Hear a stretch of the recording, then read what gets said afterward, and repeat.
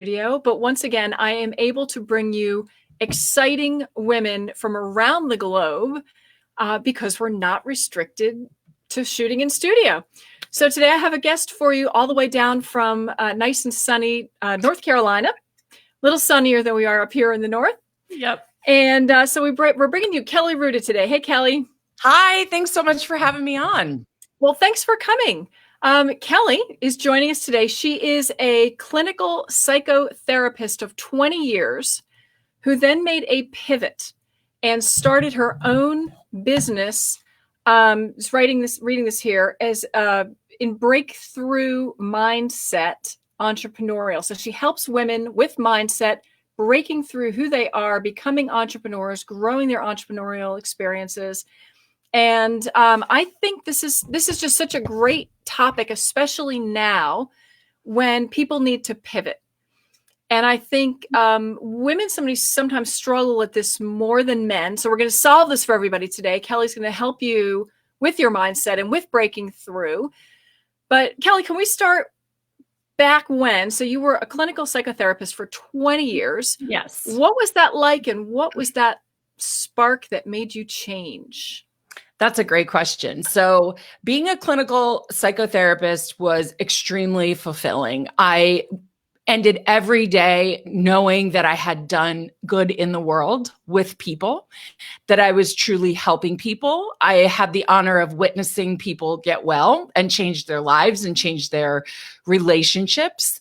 And I had no plans for my future to be anything but a clinical psychotherapist in private practice, really for the rest of my career. I had bought into the whole, you work until this age, you go to school, then you go to graduate school, then you work, and then you retire. And then, I don't know, you move to Florida or something. I don't really know. I hadn't thought that part all the way through.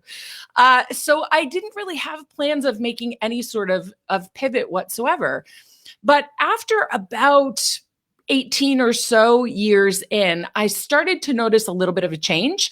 I started to notice that while the quality of my work was not changing, that my sense of happiness and joy and fulfillment and being on purpose was starting to change. And it didn't mean that I loved my clients or my work any less, but I was noticing, because being on purpose every day is so very important for me with my work. I was noticing I wasn't feeling that fire in my belly that I had felt for so long. And it was really a bit unnerving. I'm going to be totally honest with you, because, I had made the plan, and the plan for life was going to go in this very straight line. And I should have known better, because nothing in my life has ever gone in that straight line ever. And about a couple years into my private practice here in North Carolina, I was sitting at my desk one evening, wrapping up paperwork and doing some things online. And I just became very, very aware inside of myself of really what I would refer to as a stirring, as a nudge, as a strong inkling, and really heard inside of myself, and no, not in a diagnosable kind of way, but, listening to my inner voice, said, it's time for you to do some bigger things. It's time for you to be more visible. It's time for you to create more impact. It's time for you to speak to more people and help more people. And it scared the heck out of me, because but let me just ask you. So that's okay then. I think a lot of people do that, right? That I made this plan, right? And if I don't follow the plan, I was somehow wrong. Is that? Yes. This is the feedback I got, because I went to, undergrad, then I went to graduate school, then I did postgraduate work. I had school loans out the wazoo. And so when I decided to make a leap into primarily the online space as an entrepreneur in the mindset niche, everyone who knew me thought I had lost my mind. They said, you have these degrees, you have a lot of school debt, you have all of these years in this field, and you're just going to walk away from the plan? And my answer was a definitive Absolutely. That is absolutely what I am going to do. And the way I looked at it was, I'm not walking away from something, I'm running towards something. And that really was a defining moment for me when I realized I could stay in this and do good work and make great money and have a very respectable career, or I could take this risk and quite possibly live a life and have a career that was beyond my wildest dreams. That's amazing. And it's so funny, as you said, you were running toward your dream. Mm-hmm. Do you know, I learned the same thing in Taekwondo class, where they said you never run from danger, you run toward safety. Mm-hmm. So same mindset, right? Where you Yes. don't, you're not, if you're unhappy, you can't run away from that. But if you see happiness, go for it. Sprint towards it. And quite often it will feel like, maybe even this is true with Taekwondo, it feels like you're running towards something that is actually dangerous, when in reality, I think that staying in a place that feels safe, but is either sucking the life out of you, or is not fulfilling you, or is no longer in alignment. We make dreams when we're in our teens and 20s. And when you're in your 40s and 50s, those things change because you change and you've evolved. And I think it's actually more dangerous to your well-being to stick to the plan when you know that there is something that could be more fulfilling out there for you, but you just decide to stay put because that's the plan I made and we're going to stick to the plan. And I actually don't think that that is the best thing for you. Right. Because you talk about the devil you know, but the devil you know is still the devil. So right. Why are you staying there, right? Just yes. Go for it. And there are very significant reasons why people do this. Number one, our brains are wired to keep us where we are. Your brain, the neural networks and the way it fires is right now supporting the normal you're in, not the normal that you want to go create. So it feels dangerous and it feels uncomfortable and it feels hard. That's what I hear a lot of people say, but that's so much work. That's so hard because your brain's not quite on board yet. Mm-hmm. And number two, a lot of women especially have been trained to be people pleasers. So unless you have the ability to say to people, I know this might make you uncomfortable, or you might have doubts or fears about what I'm doing, but I'm doing it anyway because inside of myself, I know, I feel it. This is the right thing for me. Then you're going to struggle. You're going to struggle. Yeah. You can't be a people pleaser and also stay true to yourself at the same time. It's nearly impossible. And so now you did what so many people are afraid to do. What did you do? I took a leap of faith. So I decided that I was going to not listen to what society says you should do, get this degree and stay in that job forever, and then go to Florida. And so I decided to listen very intently to what I was hearing inside, which were these messages about bigger, bolder, more visible, more impact, but also busting through my own comfort levels and ceilings around things like having to work yourself to the bone.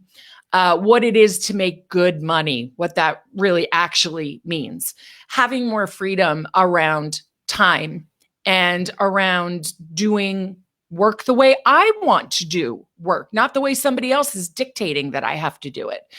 And so I hired a business coach who was, really an expert in the online space, and much faster than I anticipated, I realized there's a huge gap in the entrepreneur industry. And that is what is often taught when it comes to mindset, is this very fluffy sort of conscious level, make a vision board, visualize your goals stuff. And what was missing was really the deep, deep work that most coaches were not trained to do well with their clients. And I knew I could bring that to the table. So I took my 20 years of experience and my degrees and my thousands of hours of practice, and I brought it to this space with an intention to up-level the space and really disrupt it and have people say, I expect much, much more when I work with somebody on mindset and personal development as an entrepreneur than what was previously offered.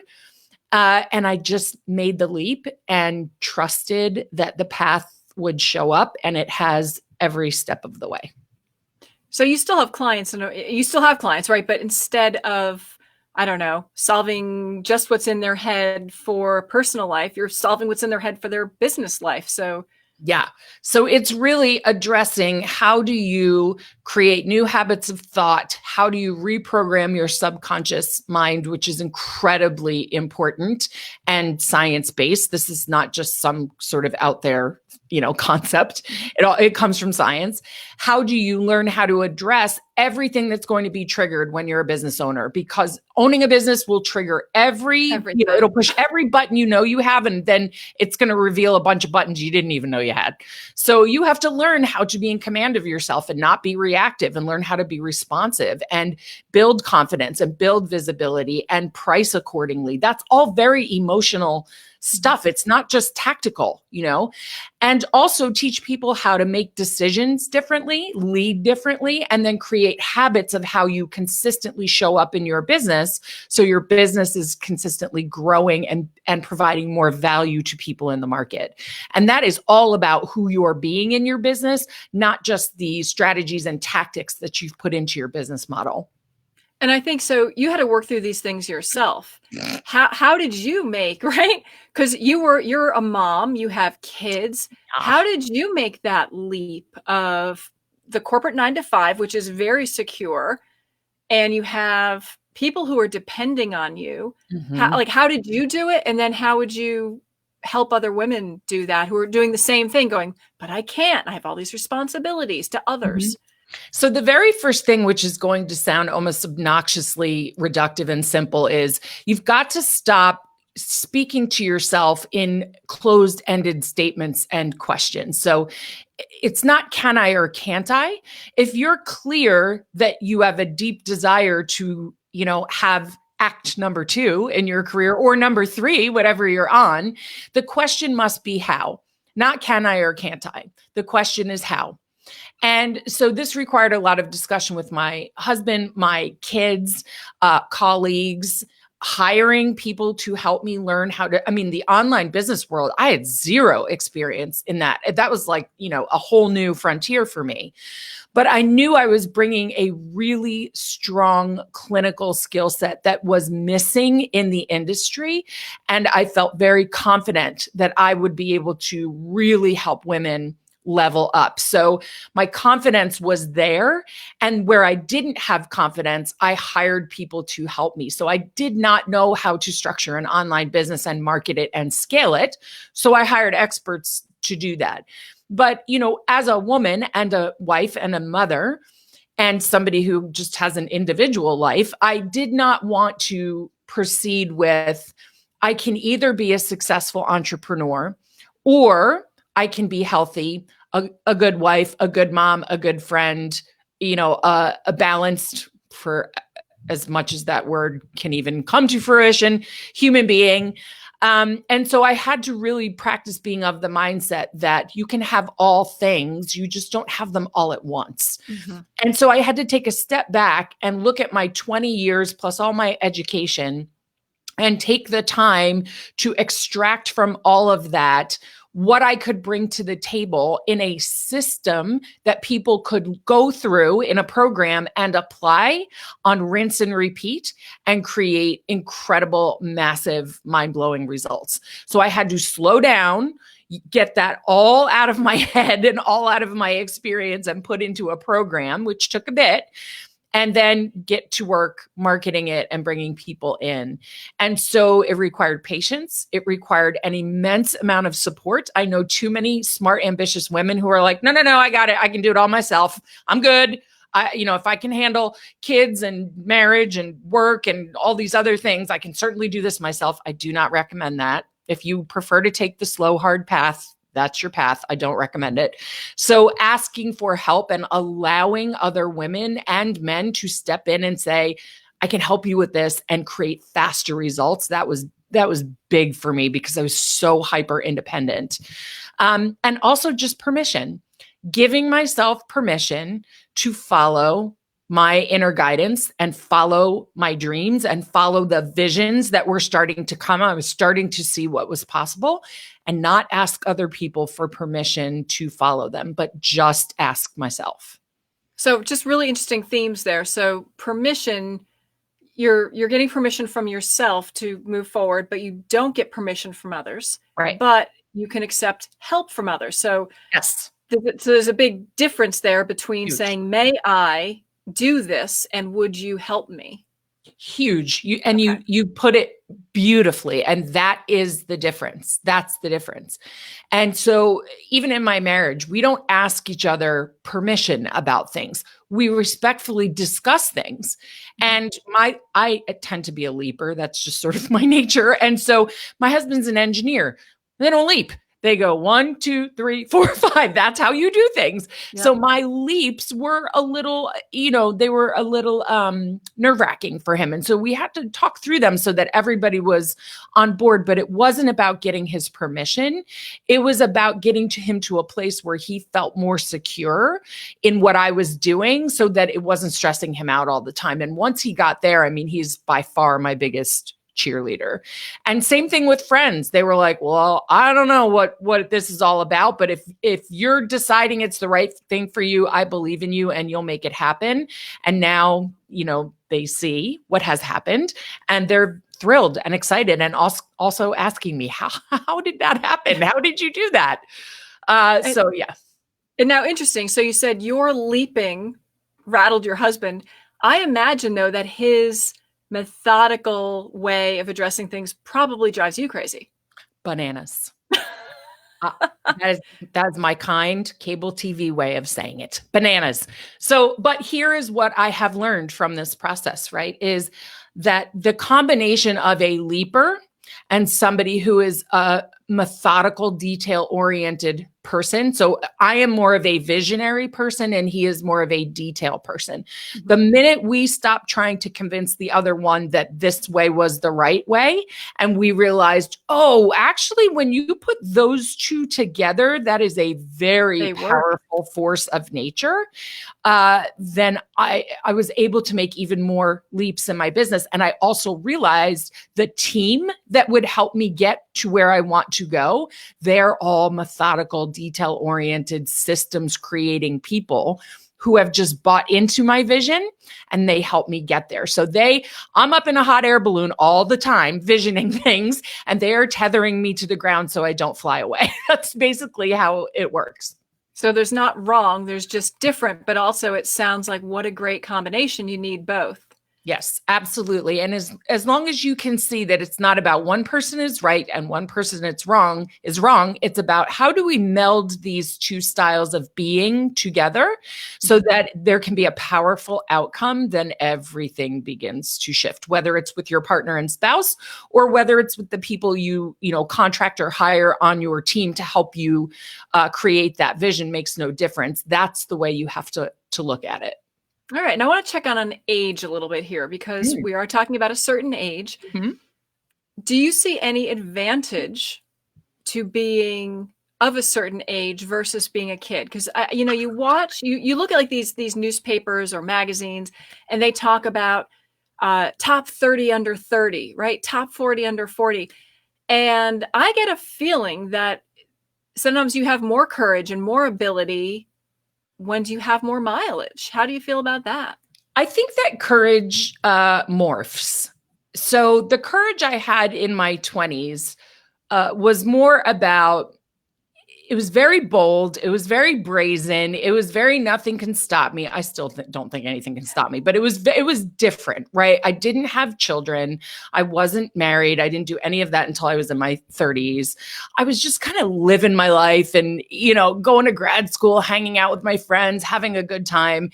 And it was really just a different kind of courage. So for me, leaping into graduate school and paying for it myself took courage because I had never taken on such an enormous debt like that. That took courage for me. But, once I had children and got married, life changed dramatically. And now that I'm almost 50, I have a wisdom that I did not have before that gives me a different type of courage that has more depth. It's given me more patience. I have understood in a way I could not before that you play the long game. In your 20s, you're not playing for the long game. You're just looking to get You're started. playing for the weekend. You're playing for the weekend is right. Absolutely. But, when you're older, especially 40 and beyond, you understand, oh, I'm making decisions so that 15 years from now, 20 years from now, this continues to pay off in whatever way, literally, financially, or leaving a legacy or a business you can pass on, whatever it is. That requires a different kind of courage. So I think we have courage all along, but it does morph over the years. And I will tell you, my 40s have been my favorite decade, hands down by far. And I am super excited about getting into the 50s. I cannot wait. I'm not rushing it. I have a year to go, but I am really excited about this next chapter. So I'm going to look for some advice from you now for Sure. women who do want to make this leap or feel that little urge inside. How do you find the courage, and I know you can ask other people to help, but is there something a little more tactical? Are there steps people can take to find what their next calling is? Well, I think you're calling it Kelly Act 2, right? So Yeah. Woman Act 2, how do they actually start? Like, what are the steps they can take today to be more fulfilled 10 years from now? So a couple of things. Number one, what do you catch yourself daydreaming about? What do you catch yourself drifting off and thinking about? Is it a vacation home? Is it traveling? Is it, you see yourself doing a different kind of work? What is it that you catch yourself daydreaming about? That's number one. Number two is you have to slow down and create clarity. So you've got to take the time to get really quiet, to tune in and listen to that voice that's speaking to you and trying to get your attention, and even drop in a journal.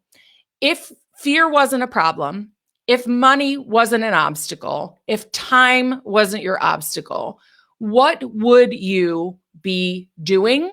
Who would you be being? And what would you be having if none of those obstacles were in the way? And then you've got to connect to how all of that makes you feel. If that excites you, if that lights you up, if that, scares the heck out of you, but really puts a fire in your belly, then that is an inclination that's what you need to be working towards. And so continue every day to play with that until it becomes so clear that this passion, this desire, this calling is just this much bigger than your fear. And the minute it's this much bigger than your fear, that's your opportunity to take action. That's when you go get help to start to create act number 2. That's amazing. I never thought of it that way, but daydreaming is a good thing. And I think especially now, and this is just my impression, because we're in a difficult situation where I think people were in the freeze mode, right? So if something bad happens and you freeze, or was it flee, fright, freeze? There are all these different things you can do. And we were given no option. There is no fight. There is no fleeing. There's nowhere to go, right? So you freeze. But I think if we can just get over that, this is the perfect time, because you have time right now to think. You have time to dream. You're stuck at home. Yeah. There's take advantage of that. Absolutely. There's no question about that. And fight, flight, and freeze can be literal or it can be figurative, right? It can be a physical response or it can be a mental response. Right. And so I will tell you right now, my business is thriving.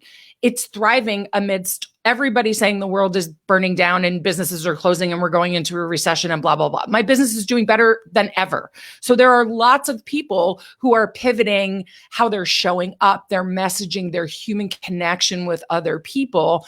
and their businesses are thriving as a result of it. And that's because mentally I did not freeze. Mentally, I did not run away. Literally, I didn't run away. I keep showing up and showing up and showing up, asking people, how can I help you? How can I help you? And then actually giving them solutions that work. So you can mentally freeze, or you can decide this is my opportunity to begin to build something out that is going to last far longer than this virus or any recession that we might be going into. You have to remember these things are temporary, but you're going to play the long game. So you can start playing with that, or at least being curious about it right now in your journal, or you can mind map, or you can do whatever your expression is. But now is the perfect time to take your attention off all the things that are scary out there and unpredictable, and turn it inward and get clear on what you desire. Because remember, virus or no virus, every day is unpredictable. This is no different than any other day, other than the volume is turned up and there is a danger that we have to specifically protect ourselves from. But every day there's something unpredictable going on in business and in life. So if you're going to react all the time, you're never going to get to your second act. So why not take advantage of one of the silver linings that this is bringing forward, which for some people is some time and some space. And I guess we need to give ourselves perhaps permission to not be afraid. Because I think, don't you get in this bubble, like I'm supposed to be afraid. I'm supposed to be mindful and not trying because I need to hide in a corner and, buy toilet paper. Is the first thing we need to do is to give our permission to ourselves to say, the world's a scary place. Like you said, not just now, but always stuff happens. And we need to just live our lives. Yeah. I mean, what I tell my clients all the time is don't worry or put any effort into not being afraid. Being afraid is part of the human condition. And there are scary things. So let's not deny that there are things that will stir fear up for you. The question is not, should I or shouldn't I be afraid? The question is, what are you going to do even though you are afraid? And that's what separates people who freeze and who go down with, the doom and gloomers from people who rise regardless of external circumstances. And I decided a long time ago that I was going to be one of those people, that it didn't matter what was going on in the world or in my personal life, that I would continue to rise. And that is 100% mindset. But be very clear, I am not fearless. And the successful people I know, not fearless. They're courageous, which just means you continue to act regardless of how afraid you Despite are. The fear. Right. So when we have more people doing that, whether it's in your business, your personal life, or at your job, or with your family, you will continue to evolve as a person and as your own personal success story. Well, thank you for that, because I feel like you put such good perspective on it that we just grasp it, move on. So just tell me real quick here, what is next for you? Because you're a busy woman. What's next? I am. So I would like to say that I'm playing with a lot of things. A podcast is definitely next. That will be coming out. That is all about mindset and entrepreneurship. So does it have a name yet? No, we have two names, so I have to decide. Okay. All right. We'll have to look for that. Okay. It's coming this year. And I am toying with writing a book. And definitely once all of this stuff calms down, much more speaking from the stage, speaking on television. I do a lot of podcasting, but I would like to be on more stages and on more television, reaching more people in an impactful way. So a big push for that. And really just, getting, my kids are 16 and 13, and just getting them geared up for their next phase of life, which is a whole undertaking in and of itself, as many of you already know. So constantly working on my own sense of humor.